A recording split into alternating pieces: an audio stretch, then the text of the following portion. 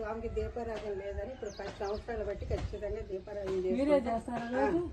పొద్దుపూట నేను వచ్చి ఇదంతా చేసి ఆ పాత్ర అక్కడ పెట్టి అయ్యగారు వస్తారు. అయ్యగారిని పెట్టాం. అయ్యగారు ఎప్పుడుకో గుళ్ళని చేసుకొని 12 రోజుల్లో వచ్చేస్తాడు. రోజు నైవేద్యం చేస్తాడు. సంవత్సరం నుంచి కొత్త ధాన్యం ధాన్యంలో ఉంచాం. అందు గురించి ఎవరిని రాణిస్తాలు అవి వచ్చేసి ఇక్కడ ఉండి చూసి వెళ్ళిపోతున్నారు. పొద్దుపూట వచ్చి అయ్యగారు వచ్చేసరికి ఇదంతా చేస్తాను నేను. మరి సొంతంగా మనం మొదలు పెట్టేటప్పుడు చెయ్యాలి. 10 సంవత్సరాలు బట్టి కూడా దీపారాధన చేసుకుంటే ఇప్పుడు 7 సంవత్సరాలు అయింది అయ్యగారిని పెట్టి సొంతంగా ఇచ్చుకుంటూ.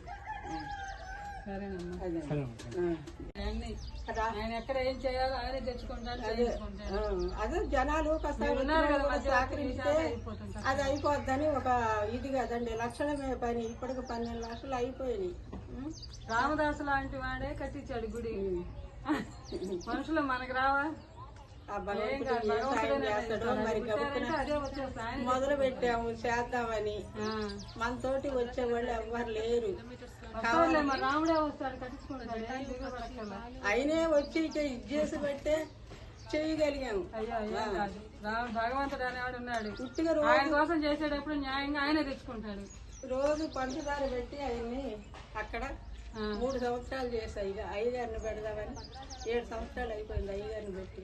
అయ్యగారి జీతం ఇచ్చుకోవాలా, ఇదంతా ఏది లేకపోయినా జరగదు గుళ్ళు. అదేలేమ్మా, అన్నీ కావాలి. ఏం బాధపడక భగవంతుడు మరి ఏం చేయదలుచుకున్నాడు చేద్దామని ఒక కోరిక వచ్చింది. పిల్లల్ని పట్టుకొని చేస్తున్నాం. మన ఆరోగ్యం కూడా కొంచెం ఇదిగుంది. 77 సంవత్సరాలు వచ్చినాయి.